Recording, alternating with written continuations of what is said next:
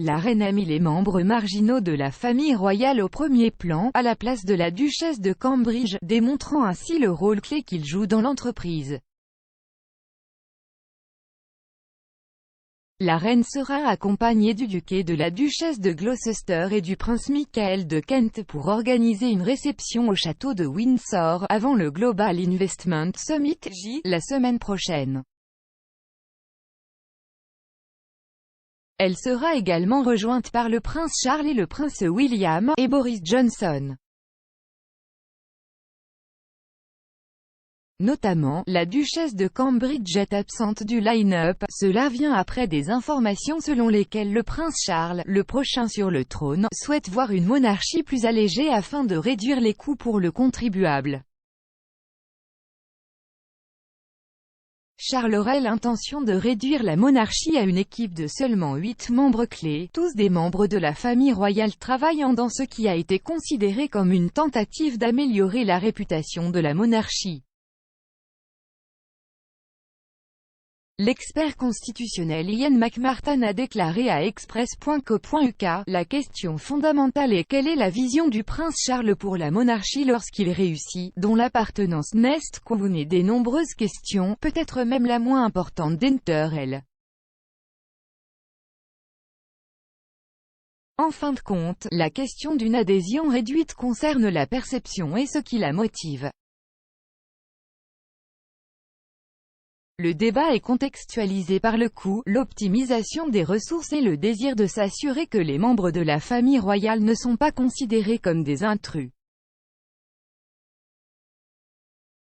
La solution simple et évidente est de réduire le nombre, mais il a expliqué pourquoi cela peut ne pas fonctionner dans la pratique, décrivant le problème du coût comme un hareng rouge.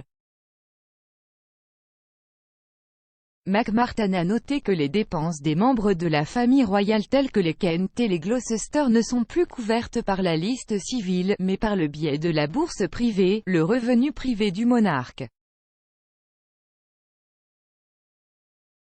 Le coût pour le contribuable entre donc à peine dans l'équation, et réduire les chiffres peut créer plus de problèmes qu'il n'en résout.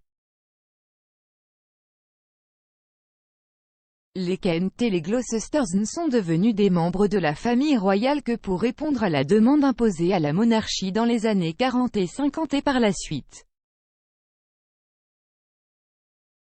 Réduisez le nombre de membres de la monarchie sans tenir compte des exigences qui lui sont imposées, et tout ce qui sera réalisé est d'attendre que moins de membres de la famille royale en fassent plus, ou limite la visibilité de la monarchie.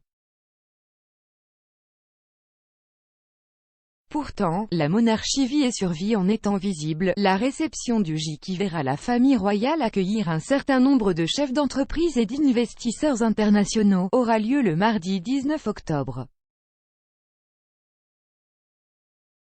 Une note opérationnelle de Royal Communication a déclaré « Sa Majesté la Reine, accompagnée d'autres membres de la famille royale, organisera une réception pour les chefs d'entreprise et d'investissements internationaux au château de Windsor pour marquer le sommet mondial sur l'investissement. »